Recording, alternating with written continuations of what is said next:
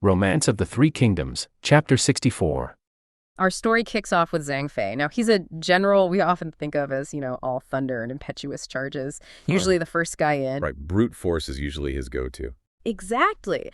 But here, he's facing these heavily fortified paths to Luo City, and brute force. It's just not going to cut it. He needs to secure something like 45 garrisons. And to do that, he turns to, well, a captured enemy general, Yan Yan. Given Zhang Fei's reputation, that's kind of extraordinary, isn't it? To ask a defeated foe for advice. What's that tell us about him here? Oh, it's a masterstroke by Zhang Fei, really. It signals this maturity, maybe beyond his usual bravado. Instead of just executing Yan Yan or locking him up, he shows mercy, respect. And that's huge in that culture, right, where face and honor are everything. And then Yan Yan's response and his strategy, well, that's where it gets really ingenious. He doesn't just give advice. He says he'll lead Zhang Fei's vanguard. He basically says, look, all the defenses, the officers, all under my control, they'll follow my lead. Yeah. He leverages his reputation, his authority. And when a garrison hesitates, he hits them with this line, basically, hey, if I, your commander, have surrendered, what hope do you have? Yeah. It's not just persuasion. It's like sophisticated psychological warfare. Yeah. He's weaponizing his own defeat, his credibility, to just dismantle their will from the inside. And the results, they're just astounding. 45 garrisons en a, and they fall without a single battle. Exactly. Just like that. Think about the strategic advantage there, the time saved, the lives, the resources.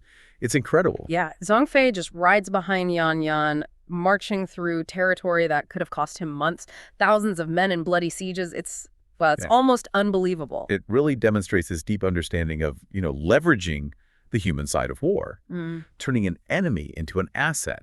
And this leads to that dramatic reunion, right? When Zhang Fei and Yan Yan show up unexpectedly to meet Liu Bei, and Zhang Fei, surprisingly humble here, tells Liu Bei how crucial Yan Yan was. Right, and Liu Bei gets it. He rewards Yan Yan with his own golden chainmail, which is a huge symbol of trust, isn't it? Like, you're one of us now. Absolutely. Full integration. The whole thing just underscores the strategic power you can find in mercy and honor. Turning that face of a defeated enemy into a weapon against his old comrades. It's way beyond what brute force could do. It preserves lives, infrastructure, morale for your side. It's about seeing past the enemy label to find a better, less costly path that actually makes you stronger. That's a really powerful point. It makes you think, though, how does a leader know when their usual strength, maybe it is aggression or diplomacy, actually becomes a liability? What signals that maybe a totally different approach, even a merciful one like this, might actually get you, better, more lasting results? That's the million-dollar question in leadership, isn't it? Constant assessment. Yeah. Okay, so back to the story. While Zhang Fei's having this amazing success, Liu Bei and his main army, they're coming at Luo City from another direction. They're expecting Zhang Fei and Zhu Liang, but they can't just sit around and wait. They've got to keep the pressure on. Right. You have to maintain momentum. And this is where Liu Bei discusses strategy, and Huangzong, always the sharp one, suggests a night raid. He figures the enemy commander, Zhang Ren, has gotten a bit complacent, unprepared. So Huangzong argues a night attack would be way better than a daylight battle. And night raids back then, they were a big deal, right? Oh, huge advantages. They cause confusion, mess up command, play on fear, totally disorient the enemy. You could rout a bigger force sometimes. So Liu Bei agrees. They launch this three-pronged attack. Huangzong left, Wei on right, Liu Bei's center. And it works. Sets the enemy camp ablaze D and forces Zhang Ren to pull back into Luo City itself. It's a really decisive early win, damages their morale, gets Liu Bei a key position for the siege. So Liu Bei lays siege for 4 days. Feeling pretty good, probably. But, Zhang Ren, he's not broken. Not at all. He's actually, pretty cunning. He spots Liu Bei's forces getting tired over at the West Gate. Sees an opportunity. And this is where Zhang Ren really shows his tactical brilliance. It's a fantastic feint and encirclement, shows he really understands battlefield psychology. He sends Wu Lan and Lei Tong out the North Gate, tells them to circle around east to hit Huangzong and Wei An, keep them busy. But then, crucially, Zhang Ren himself leads troops out the South Gate to ambush Liu Bei directly at that weak West Gate. Oh, wow. A double move. Acts maximum psychological pressure. This isn't just defense. He's actively trying to flip a script, baiting Liu Bei, then hitting him hard from multiple sides. And Liu Bei walks right into it. He's completely caught off guard. He tries to retreat, but now he's got Zhang Ren chasing him from behind, and he thinks there's an ambush ahead. He ends up alone on this narrow mountain path, thinking, well, sure, and he cries out. Just this moment of pure despair.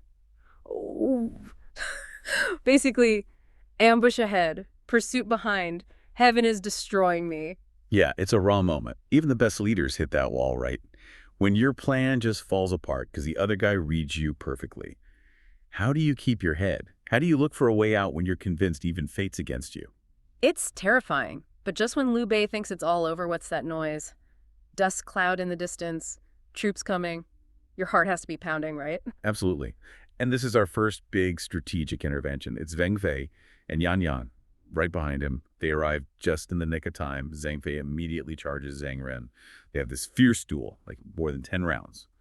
Then Yan's forces arise, giving them the numbers they need. It breaks Zhang Ren's momentum, forces him back into the city. So Zhang Fei, who was worried about, stealing the lead from Zhu Jilin? Yeah, well, he was worried he got there too fast.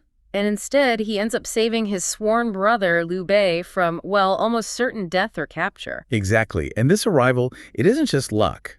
It's the direct result of Yan's brilliant strategy earlier and Zhang Fei's successful bloodless campaign that got them there so quickly. The relief Liu Bei must have felt just immense. And Zhang Fei, being Zhang Fei, immediately tells him how Yan made it possible, right? Reinforcing that alliance again. Yeah, it ties it all together beautifully. Shows how earlier good decisions, combined with maybe a bit of timing, can just completely flip a desperate situation. It really makes you think, doesn't it? Have you ever had that kind of moment where something you did way back or some connection you made suddenly becomes this critical lifeline when you least expect it? It happens. Sometimes you don't even realize the seeds you're planting. Okay, but they can't exactly relax yet, can they? The celebration's cut short. News comes in. Zhang and Wei Yan, they're now in trouble. They're up against Wulan and Leitong, plus reinforcements under Wu Yi and Lu Gi. The battle for Luo City, still very much on. Right, and this just shows how incredibly fluid ancient warfare was. You need that rapid response capability. Liu Bei and Zhang Fei, they immediately split their forces to go help. Wu Yi and Lu Gi pull back. But Wulan and Leitong, who were chasing Zhang and Wei Yan, suddenly they're cut off by Liu Bei and Zhang Fei coming up behind them. Turned the tables. Exactly. Trapped. They have no choice but to surrender. And capturing enemy generals like that, that's a huge strategic plus for Liu Bei. Yeah. Really weakens Zhang Ren's command. Okay, so Zhang Ren's lost 2 generals now. But despite these setbacks, he's still not giving up. His resolve is frankly amazing. He comes up with another trap using the generals he has left, Wu Yu and Lu Gi. You just have to admire his sheer tenacity. His persistence and adaptability here are truly impressive. He challenges Zhang Fei again, right? But this time, he fakes being defeated, and he lures Zhang Fei knowing he's impulsive around the north side of the city, just like he planned. Then, bam, Wu Yi's forces pop out and cut off Zhang Fei's retreat. He's trapped again. Unbelievable. He fell for it again. Well, Zhang Ren played on his known character perfectly. But then, another dramatic entrance. A force suddenly appears from the riverbank. Don't tell me. It's Zhao Yun, another of the 5 Tiger generals. He just charges in this incredible force multiplier, captures Wu Yi in basically one move, scatters the enemy, and rescues Zhang Fei. And then Zhao Yun confirms, yep, Zhuge Liang himself, the master strategist, has also arrived. And that signals the real decisive turning point of the whole campaign. Zhang Fei and Zhao Yun, 2 of Liu Bei's top generals, they're returning to camp. But the real breakthrough, it doesn't come from the battlefield. It comes with this captured general, Wu Yu. He's brought before Liu Bei and the master strategist himself, Kong Ming. And this Wu Yi, he folds pretty quickly. Yeah, surprisingly fast. Almost sounds eager, And he just spills everything about Luocheng's defenses. He tells them, okay, the city's guarded by Lu Son. That's the son of Liu Bei's rival, Lu Zhang. Right. And there's another general, Lu Gi. But Wu kind of dismisses him, says he's not important. Interesting. Okay. But then he mentions the real threat, Zhang Ren. And Wu Yi is crystal clear about this guy. He says Zhang Ren is from Shu Commandery, extremely brave and strategic, not to be underestimated. Okay, so this is the main guy, not just another soldier. Exactly. This is the opponent. And Kong Ming's reaction, immediate, laser focused. He just says, first capture Zhang Ren, then take Luocheng. Yeah. Straight to the point. It's like he instantly saw the whole battle just hinging on this one single person. And that's what's so fascinating here, isn't it? How quickly Kongming zeroes in on the critical point, whether it's a weakness or, in this case, the key strength. Identifying Zhang Ren as the linchpin, that just reveals his strategic mind at work. It's not about overwhelming force, necessarily. It's about surgically targeting the commander. That raises a good question, though. I mean, how much does the character, the ability of just one leader, actually influence the fate of a whole city or an army? Well, in Kongming's view, clearly a lot. His brilliance isn't just tactics. It's understanding the psychology and the structure of the enemy force. He sees Zhang Ren as the heart of Luocheng's defense. It's definitely calculated. But you have to remember Kongming's reputation. He's known for being an incredibly astute judge of character of military reports. He's likely reading between the lines of what Wu Yi says, the level of respect or fear in his voice when talking about Zhang Ren. That quick decision suggests he probably already had frameworks in mind for dealing with strong commanders. His brain is just working several steps ahead. Okay, several steps ahead feels like an understatement for Kongming. So Zhang Ren is the target. What happens next? How does he actually plan to catch this guy? This is where the artistry comes in. Kongming doesn't just send troops. He designs an elaborate trap. He personally rides out to this specific spot east of Luocheng. It's called the Golden Wild Goose Bridge. Zhenyangqiao. Golden Wild Goose Bridge. Even the name sounds kind of poetic, fateful. It does, right. And he's not just sightseeing. He's surveying everything, the riverbanks, the bridge structure, the reeds, the paths nearby. Every detail becomes part of the plan. Okay, let's unpack this trap. Because the orders he gives his generals, they're incredibly specific. It's this multi-layered ambush. Exactly. Layer upon layer. So first there's the southern ambush. This is what, 5 or 6 leg, a couple miles south of the bridge. The riverbanks there are covered in reeds, Louis Junjie, really dense cover. Perfect for hiding troops. Absolutely. And get this, he tells Wei Yan to take 1,000 spearmen and hide on the left bank. Their specific job. Stab mounted generals. Wow. Not just attack, but how to attack. Target the rider. Right. And then on the right bank, Huang Zhang gets 1,000 swordsmen. Their specific job. Chop horse hooves. That's incredibly precise tactical thinking. Disable the cavalry completely. Isn't it amazing? The goal is clear. Neutralize the horsemen, create chaos, scatter them, and crucially force Zhang Ren onto a very specific escape path heading south. It's this granularity that makes Kongming's plans so effective. He's thinking about combined arms, spearmen for riders, swordsmen for mounts tailored perfectly to the terrain and the likely enemy formation. Like you said, it's not just a battle plan, it's psychological manipulation too. He's anticipating Zhang Ren's reactions, limiting his options, basically herding him into this prearranged kill zone. It really is like 3D chess. Okay, so that's the southern trap in the reeds. What else? Then there's the eastern ambush. Okay. Zhang Fei, the powerhouse general, is hidden with another 1,000 troops, but he's on a small mountain path, specifically positioned to intercept Zhang Ren after he flees south from the reeds. So, layer 2. If Zhang Ren breaks through the first ambush, Zhang Fei is waiting. Exactly. And then there's the final piece, the northern blockade, right at the bridge itself. Closing the escape route back the way he came. Precisely. Zhao Yan is positioned just north of the Golden Wild Goose Bridge.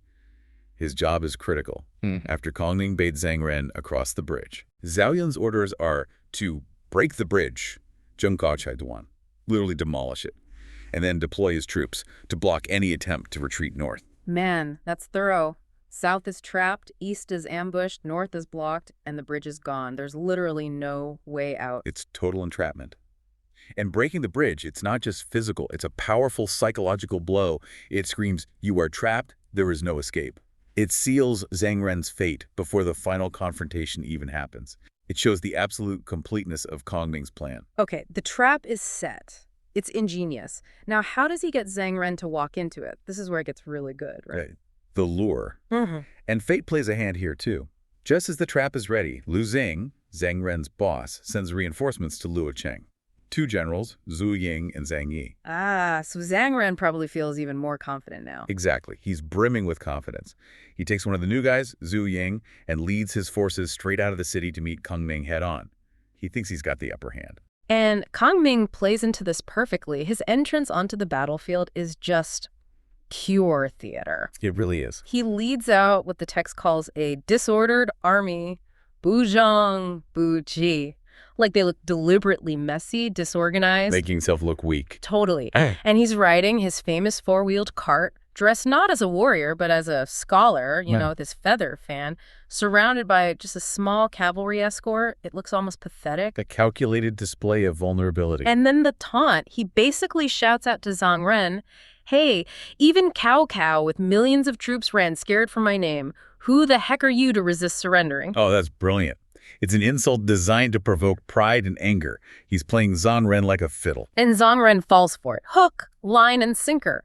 He sees Kong Ming's apparently weak setup, the seemingly arrogant scholar, and the text says he coldly laughed. Underestimating completely. Yeah, he thinks people say this Zhu Jilang guy is like a god with troops, but nah, he's all talk, no substance. And with that, full of confidence, he orders the charge. Straight into the jaws of the trap. Kong Ming, of course, plays his part, abandons the cart, hops on a horse, and makes a big show of fleeing back across the Golden Wild Goose Bridge.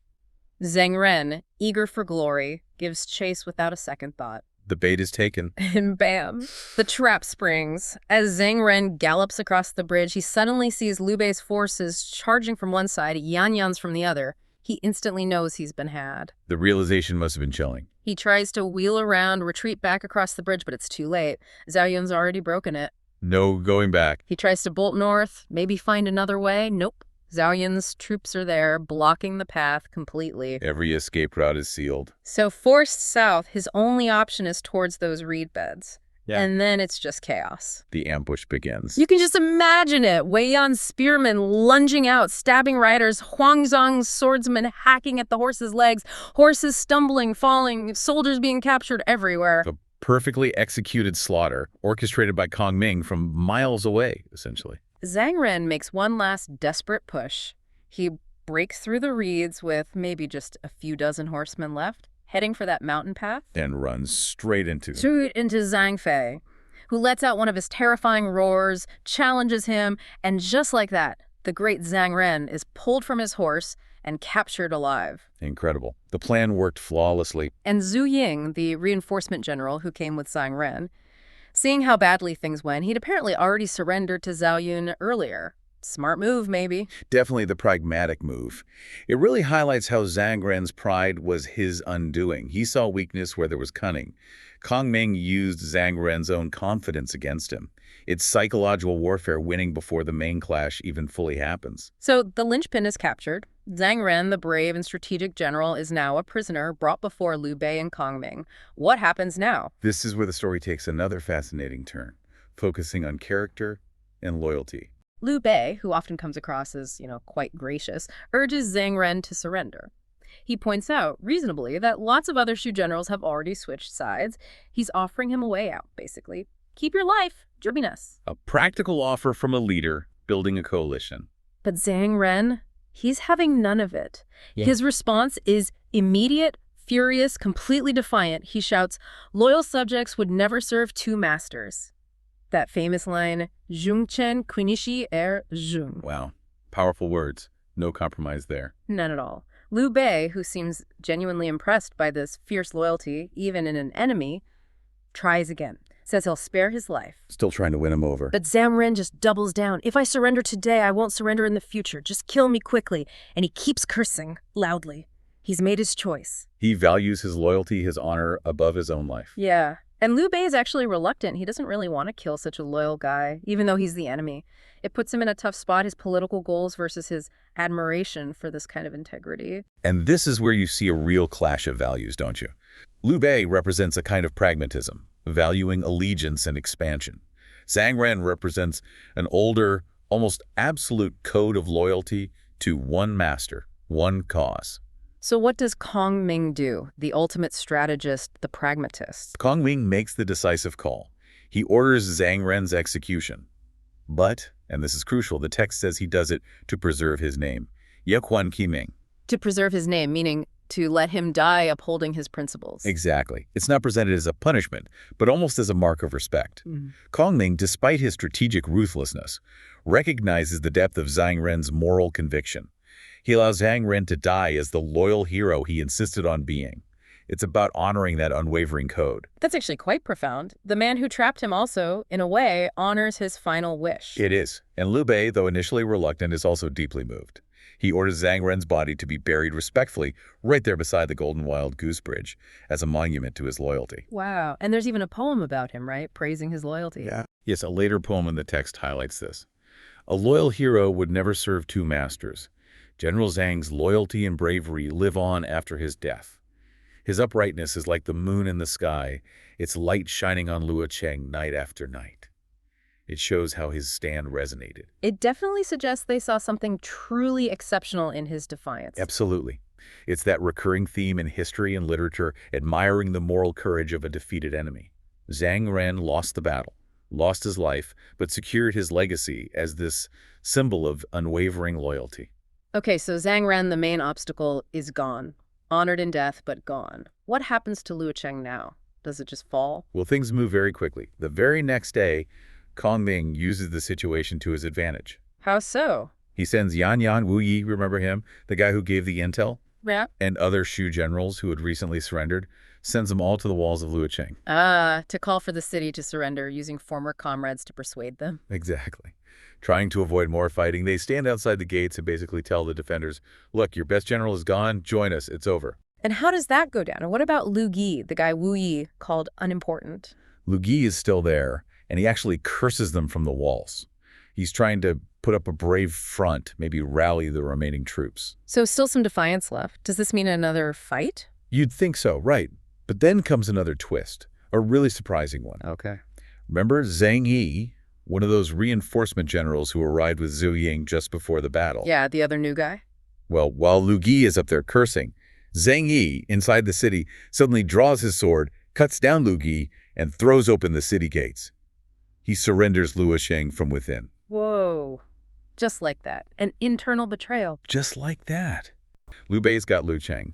You'd think, okay, full speed ahead to Chengdu, right? Just charge the capital. You might think so, but Zhuge Liang, his thinking is a bit more cautious, actually. Instead of that immediate rush, the focus shifts to securing the surrounding areas first. Consolidation. Okay, so not straight for the throat. Not yet. He sends Zhao Yun, Zhang Yi, and Wu Yi off to places like Jiangyang and Zhenwei. Right. And then Zhang Fei, Yan Yan, and Zhu Ying are dispatched to Baxi and Jiang. What's fascinating here is that strategic emphasis on, well, stability. It's about securing the rear before that final push.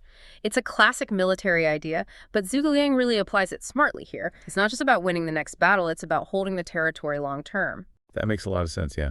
Building a foundation. But then there's a really interesting pivot, isn't there? Instead of just more fighting, someone suggests diplomacy. Why pause for a letter at this point? Yeah, it seems a bit counterintuitive, doesn't it? The prize is right there. Yeah. But it's Fa Zheng who advises Liu Bei to hold back. He says, let's try using benevolence and righteousness. Send a letter. Try to persuade Lu Zhang to surrender peacefully. And Zhu Liang agrees with this. Fully agrees. And, this raises that question. Why would a winning army stop for a letter? Yeah. Especially when Chengdu seems so close. Exactly. It really speaks volumes about how much they valued reputation, I think. Minimizing bloodshed was part of it, sure, but also maybe a longer-term vision for how they wanted to govern Yu province. Showing magnanimity could win hearts and minds better than just conquest. A strategic move for legitimacy, maybe. Precisely. It positions Liu Bei as the more righteous leader, which could be incredibly valuable down the line. Okay, let's shift perspective. Back in Chengdu, Lu Zhang gets the bad news about Luocheng. Panic stations, I assume. What's his reaction? What advice is he getting? Oh yeah, panic is probably an understatement. He calls his officials together, desperate for a plan. And that's when one of his subordinates, Zheng Du, comes up with this incredibly bold, scorched earth strategy. Scorched earth, what did that involve? It was drastic. Evacuate everyone from Baxi and Zitong west of the Fu River, then burn everything, all the grain stores, cultivated fields, even the wild grain, as the text says. Wow. Then dig deep trenches, build high walls, and just refuse battle. Zheng Du predicted that within 100 days, Liu Bei's army would run out of supplies and have to retreat. Then they could counterattack. That's almost unthinkable, sacrificing your own land and people's livelihoods on that scale. But Lu Zhang rejects it. Why? He does reject it, and this is where you see this really interesting side of Lu Zhang. His reasoning is quite remarkable for the time. He says, I heard that resisting the enemy is to secure the people, not to move the people to prepare for the enemy. This is not a plan for preservation. So he prioritizes his people's immediate welfare over this potentially winning but devastating strategy. Exactly. It's a clash between, ruthless military pragmatism and a kind of moral principle. He puts the people first, even if it might cost him the war. Definitely shows his character, maybe a weakness as a warlord, but also a surprising humanity. So he rejects Zhang Du's plan. Then Fa Zheng's letter arrives, the one suggesting surrender. How does that go down amidst all this debate? Oh, terribly. Luocheng is absolutely furious when he reads it. He tears the letter up on the spot. Rips it up. Yep. Calls Fa Zheng a traitor, kicks the messenger out. Fa Zheng had mentioned their old feelings and familial ties, but Luocheng just sees it as pure betrayal. No room for diplomacy in his mind now. Okay, so diplomacy is off the table. What practical steps does he take? He mentioned defending Mianzhu Pass. Right, he doesn't just rage, he acts. He sends his brother-in-law, Fei Guan, to defend Mianzhu, which is a crucial pass.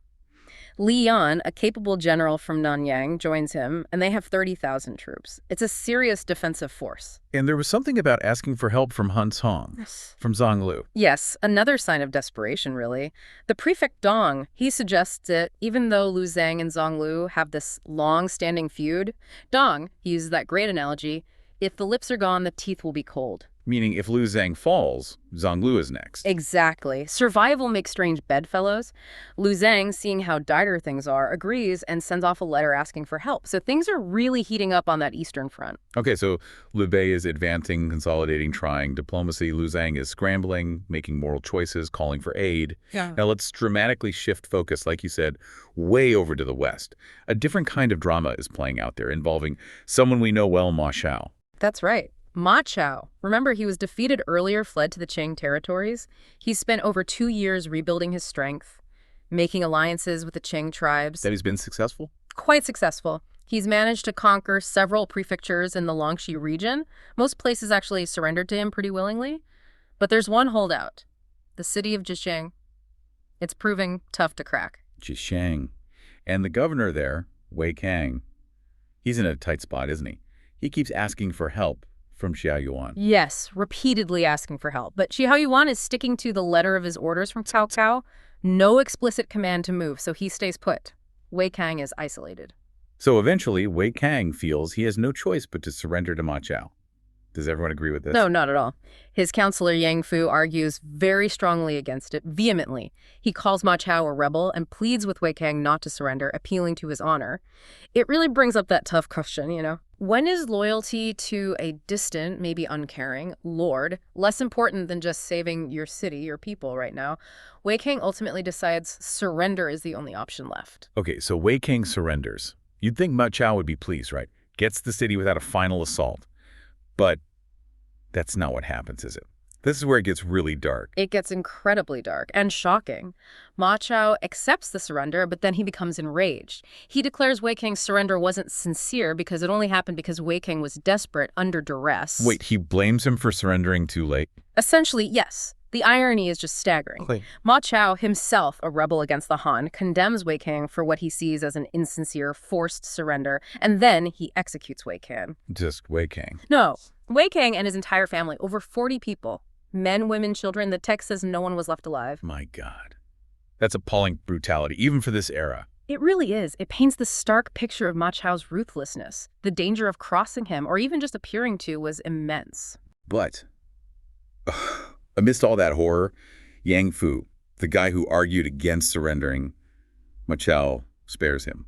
Why? It's one of the most fascinating twists here. Ma Chao spares Yang Fu. His reasoning. He says, this man upholds righteousness, he cannot be killed. So even Ma Chao recognizes and respects Yang Fu's integrity, his loyalty to his fallen lord. Apparently so. Or at least he sees something in that principle he can maybe respect or even use. It's complex. He doesn't just spare him, he actually employs Yang Fu as a counselor.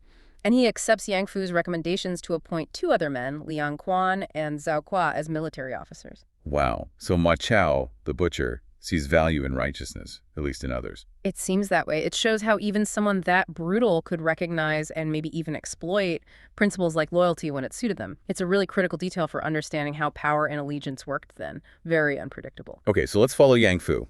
His lord and his lord's entire family have just been massacred in front of him, and now he's serving the man responsible. This can't be genuine loyalty. What's his play? No, it's absolutely not genuine loyalty. Yang Fu is playing a very dangerous, very long game here. His next move is incredibly cunning. He goes to Ma Chao and requests 2 months' leave. Leave. For what? He says he needs to return to his hometown, Lintao, to bury his wife. A perfectly reasonable, even sympathetic request. And Ma Chao buys it. Completely. He doesn't suspect a thing, grants the leave. Yang Fu has played his part perfectly up to this point. So this leave is his chance. This is where his real plan, his vengeance plot, starts to unfold. Where does he go? He doesn't go to Lintao. He travels straight to Luocheng to meet his cousin Jiangshu, who's a general there. Yeah. And Jiangshu's mother, Yang Fu's aunt, who's 82 years old, is also there. Okay, a family meeting. What happens? It's incredibly dramatic. Yang Fu goes into the inner chambers, bows to his aunt, and then just breaks down weeping. The text says he wept until blood flowed from his tears. He pours out his shame for failing to protect Wei Qiang, shame for not dying with him. Then he confronts his cousin Jiangshu, basically blaming him for not taking revenge on Ma Chao, calling Ma Chao a rebel who killed the governor, and insisting the people hate him. It's this raw, emotional appeal to family duty and honor. And his elderly aunt.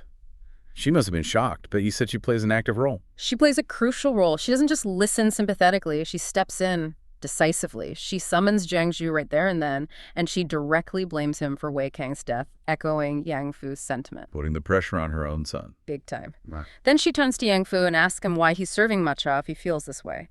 And that's when Yang Fu reveals everything. He says, dramatically, I joined the traitor to save my life, to avenge my lord. Boom. The mask is off. His whole strategy is laid bare. That's the aha moment, revealing his true purpose.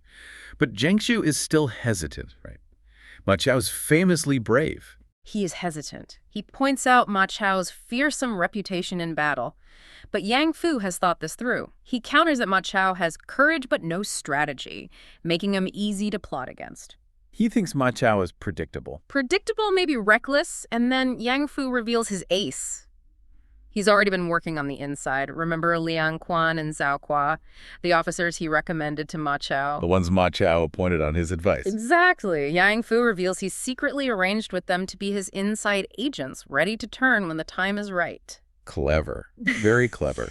But it's the aunt who really seals the deal, isn't it? Her words are unforgettable. Absolutely. She delivers the final unanswerable persuasion. She looks at her hesitant son, Jiangshu, and says, "Why wait? Everyone dies. To die for loyalty is to die in the right place. Don't worry about me." And then the clincher. "If you don't listen to Yeshen Yang Fu's courtesy name, I will die first to cut off your hesitation." Wow. She's basically saying, do this or I'll kill myself right now to shame you into it. Pretty much. It's this incredible display of moral force, this absolute sense of duty that just overrides everything else, personal safety, fear, even her own life. It's a powerful example of that conviction we talked about. She leaves Jiangshu absolutely no choice. That kind of pressure. Yeah. So Jiangshu is in. He consults with others, including Zhao Wang. But Zhao Wang has his own terrible dilemma, right? A truly heartbreaking one. Zhao Ang's own son, Zhao Yu, is serving under Ma Chao at that very moment as a junior officer. Zhao Ang is terrified, understandably, that if they rebel, Ma Chao will kill his son instantly as retribution. It's duty versus family in the most direct way possible. An impossible choice. But then another woman steps up, Zhao Wang's wife, Lady Wang. Yes. It's astonishing. Lady Wang demonstrates just as fierce a resolve as Yang Fu's aunt. She sees her husband's hesitation, his fear for their son, and she tells him, essentially, avenging our Lord's shame is worth more than your life, let alone one son. If you hesitate because of our son, I will die first. Another woman willing to die for the principle of the thing, to force her husband's hand for honor's sake. Exactly. It just hammers home how deep these values ran. Loyalty, honor, vengeance, not just for the men, but through the entire family structure. Lady Wang's conviction is just breathtaking. The sacrifice she's demanding and willing to make herself. So these powerful appeals, especially from the women, finally push Zhao Ang over the edge. They do. He resolves to join the rebellion despite the risk to his son. So the plan moves forward. Jiangshu and Yang Fu set up their base at Luocheng. Yinfeng and Zhao Ang position their troops at Qishan. And Lady Wang, does she just wait at home? Not a chance. In a final, truly inspiring act, Lady Wang personally travels to the camp at Qishan. She takes all her personal jewelry, all her valuables, and uses them to reward the soldiers directly, boosting their morale significantly. She's all in. Ma Chao, powerful warlord, thinks he's pretty secure, right? It was that way initially. And then, bam! He's just blindsided. A sudden coordinated rebellion. Imagine the shock. You've got Jiang Shu, Yang Fu, Yan Feng, Zhao Wang all turning on him. And these probably weren't strangers, likely former allies, maybe people under his command. Exactly. His reaction, immediate, furious. He instantly orders the killing of Zhao Yu, probably sending a message there. A brutal one. Then dispatches his top guys, Pang De and Ma Dai, to hit Luocheng. He's clearly aiming to just crush this thing fast. Yeah, overwhelming force. But it's also important to grasp the layers of this betrayal. It gets deeper. How so? Well, the rebels, Jiang Shu and Yang Fu specifically, they didn't just fight him. They showed up in stark white robes. White robes? Why? It wasn't fashion, that's for sure. It was symbolic. White's the color of mourning, right? Oh, they were publicly declaring they were mourning him his moral death, calling him a treacherous and unrighteous thief. Wow. So not just a military fight, but a moral attack, too. Precisely. Trying to strip away his legitimacy, turn everyone against him.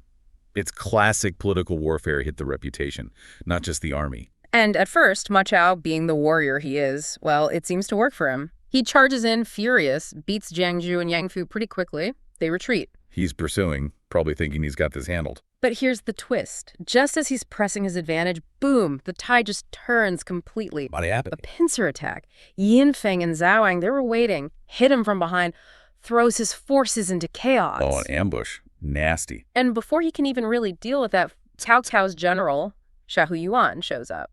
With a massive fresh army, it's just a crushing defeat. So his whole position just collapses. Instantly. Yeah.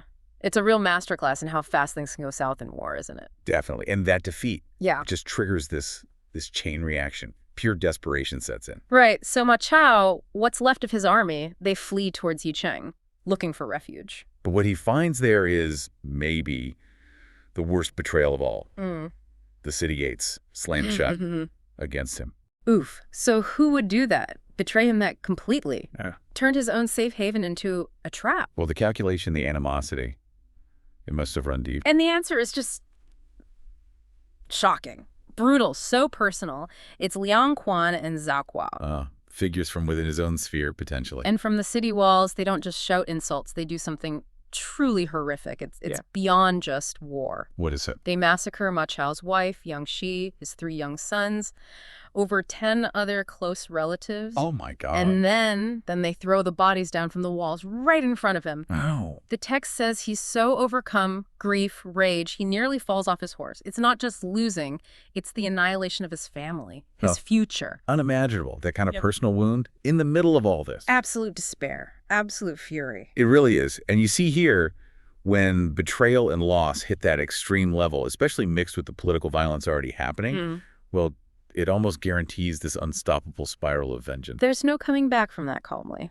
No way. Yes. This wasn't just losing a city. It was the targeted destruction of his entire lineage, a direct, horrific consequence of the political violence he himself was part of. Right. The choices leaders make. Exactly. It's fascinating how these personal tragedies often stem directly from the bigger conflicts the leaders start. It's like this vicious feedback loop coming back to bite them hard. So Ma Chao now literally fueled by nothing but vengeance. Family gone, power gone. He flees Xiahou Yuan's pursuit. Still being hunted. Yeah, battles through more fights with his old enemies, just raw fury, grief driving him, and this next move, it's just horrific retribution. How does he do? He gets into Luocheng, a city he thinks is full of his enemies, and just unleashes a massacre. Kills the inhabitants indiscriminately. He's completely broken, consumed by it. It shows how far someone can fall, doesn't it? It really does. And there's this one moment within that massacre. It's chilling, almost defiant. What's that? Amidst the slaughter in Luocheng, Jiang Shu's elderly mother confronts Ma Chao. On the front? Yeah, doesn't cower, stands there, cruises him to his face for what he's doing before he kills her himself. Wow. That takes courage. Or maybe just absolute despair. Maybe both. And the text also mentions Yin Feng and Zhao Wang's families are wiped out too. Except Zhao Wang's wife, Wang Shi. She was spared only because she was with the army. So the killing just spreads, family for family. Exactly. And it just begs that question, doesn't it? Where does this cycle end when it gets this personal, this dehumanizing? Can it end? Or does it just keep eating everyone involved? A terrifying thought. Yeah. And the pursuit. Still going. Xiao Huyan is right behind him. Relentless. Ma Chao has another run-in with Yang Fu. Remember him? One of the original rebels? The one in the white robes, yeah. In this, superhuman rage, Ma Chao kills Yang Fu's 7 brothers who were helping him and wounds Yang Fu himself 5 times. 5 times. And he kept fighting. Astonishingly, yes. Despite the wounds, losing his brothers, he kept fighting. It's incredible resilience. Or maybe just an equally deep need for revenge himself. That kind of resolve, facing that kind of loss and injury, it's remarkable. Speaks to maybe a deep sense of duty or belief in his cause. Or pure hatred. Could be. But what's really interesting about Yang Fu is what happens later. Cao hears about his bravery, right? Offers him this prestigious title, Guan Nei Hu. Big reward, high nobility. And Yang Fu takes it. He refuses. Refuses. Why? He says he had, and I quote, no merit in overcoming difficulty, nor the integrity of dying in battle. Basically, he felt he hadn't properly avenged his brothers or died honorably trying. Wow. So amidst all this brutality and backstabbing, he holds on to this idea of honor. It seems so. It gives you this glimpse into maybe a different code operating then. Honor, humility, Yeah. even when everything's falling apart. Makes you wonder, though. I wonder what, was it purely honor? Or was refusing Cao Cao's reward also, a bit strategic, made him look even better? That's a really sharp question. I mean, the lines between pure honor and shrewd politics were definitely blurry then. Right. It's possible, yeah. Refusing could have boosted his moral standing. Set him apart. Okay, so from all that bloodshed, the ashes of his family, Ma Chao makes his next move. He's a warlord with almost nothing left, a fugitive. Where does he go? He seeks refuge with Zhang Lu in Hanzhong, arrives with just a handful of followers left, Pandai, Matai.